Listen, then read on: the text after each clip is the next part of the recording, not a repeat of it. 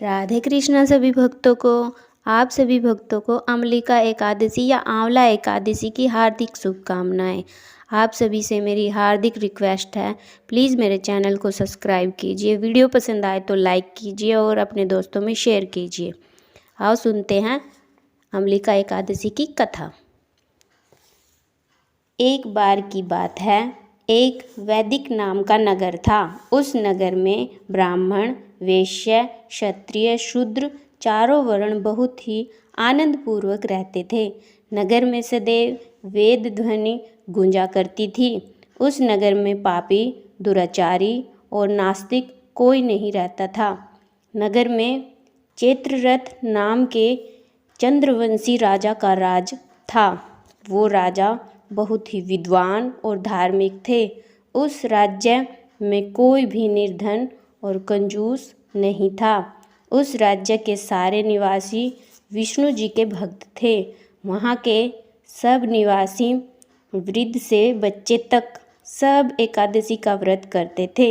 एक समय की बात है, फागुन मास की अम्लिका एकादशी आई और उस एकादशी के दिन राजा और उसकी प्रजा, वृद्ध से बालक तक, सब ने पूरे हर्ष से एकादशी का व्रत किया। राजा अपनी प्रजा के साथ मंदिर आए और कलश स्थापना करके धूप, दीप और नैवेद्य और पंचरत्न, छत्र आदि पूरे विधि विधान से राजा ने एकादशी का व्रत किया और उन सभी ने आंवले के पेड़ के नीचे भगवान विष्णु जी की स्तुति की। उन्होंने आंवले के पेड़ का पूजन इस प्रकार किया। उन्होंने कहा, धात्री, तुम ब्रह्म स्वरूप हो, तुम ब्रह्मा जी के द्वारा उत्पन्न हो और समस्त पापों का नाश करने वाले हो। तुमको नमस्कार है। अब तुम मेरे अर्घ स्वीकार करो। तुम श्री रामचंद्र जी के द्वारा सम्मानित हो। मैं आपसे प्रार्थना करता हूँ कि आप मेरे समस्त पापों का हरण करो। इस मंदिर में रात को सब ने जागरण किया और रात के समय उस जगह एक बहेलिया आया। वो बहेलिया महापापी और महादुराचारी था। उसने अपने परिवार को चलाने के लिए जीवों की हत्या करता था। उस दिन वो बहेलिया भूख प्यास से व्याकुल होकर इसलिए कुछ भोजन की इच्छा में मंदिर के एक कोने में बैठ गया। मंदिर में भगवान विष्णु की कथा और एकादशी महात्मा सुनने लगा। इस प्रकार उस बहेलिया ने अपनी पूरी रात उस लोगों के साथ जागरण करने में बिता दी। प्रातःकाल होते ही वह सब लोग अपने घर चले गए और बहेलिया भी अपने घर चला गया और उसने भोजन किया। कुछ समय बीतने के बाद उसकी मृत्यु हो गई और एक अम्लिका एकादशी के व्रत और जागरण के प्रभाव से उसने राजा के यहाँ जन्म लिया। उसका नाम प्रसूत रखा गया। जब वो बड़ा होकर राजा बना तो उसके पास एक बहुत बड़ी सेना थी जो धन धान्य से युक्त थी। उसमें सूर्य के समान तेज था, चंद्रमा के समान क्रांति थी, वीरता विष्णु भगवान के समान और क्षमा पृथ्वी के समान थी। वो बहुत ही धार्मिक और सत्यवादी और कर्म वीर विष्णु भक्त था। वो अपनी प्रजा के समान भाव रखता था और वो बहुत बड़ा दानी था। एक दिन राजा शिकार खेलने गया।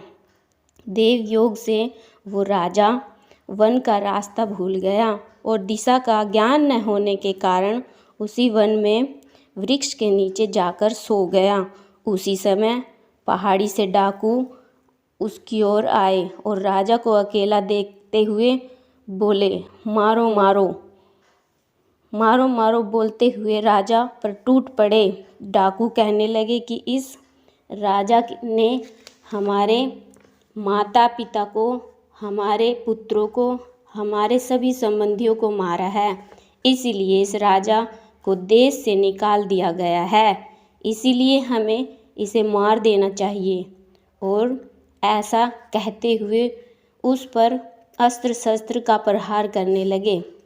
उनके अस्त्र शस्त्र राजा के शरीर पर गिरते ही नष्ट हो जाते और राजा को पुष्पों के समान प्रतीत होते। उन डाकुओं के सभी अस्त्रों का उन पर उल्टा प्रभाव होने लगा, जिससे वो मूर्छित हो गए। और उस समय राजा के शरीर से एक दिव्य देवी प्रकट हुई। वो देवी बहुत ही सुंदर थी, सुंदर वस्त्रों और आभूषणों से अलंकृत थी। उस देवी की आंखों से लाल अग्नि निकल रही थी और वो देवी उन डाकुओं से मारने दौड़ी और उन्होंने समस्त डाकुओं को मार दिया। जब राजा जगा और उन डाकुओं को मरा हुआ देखकर सोचने लगा कि इन शत्रुओं को किसने मारा है, इस वन में मेरा कौन हितैषी रहता है। जब राजा को ऐसा विचार आया तो आकाशवाणी हुई, हे राजन, इस संसार में विष्णु भगवान के अतिरिक्त तेरा कौन रक्षक हो सकता है। इस आकाशवाणी को सुनकर राजा अपने नगर वापस आ गया और सुखपूर्वक राज करने लगा। तो ये थी आमलिका एकादशी व्रत की कथा। जो मनुष्य इस एकादशी के व्रत को करता है उसके सभी कार्य सफल हो जाते हैं। अतः में अंत में वो विष्णु लोक को प्राप्त होता है। बोलो विष्णु भगवान की जय, एकादशी माता की जय। इस दिन आंवले की पेड़ की पूजा होती है और विष्णु भगवान की पूजा की जाती है। बोलो विष्णु भगवान की जय।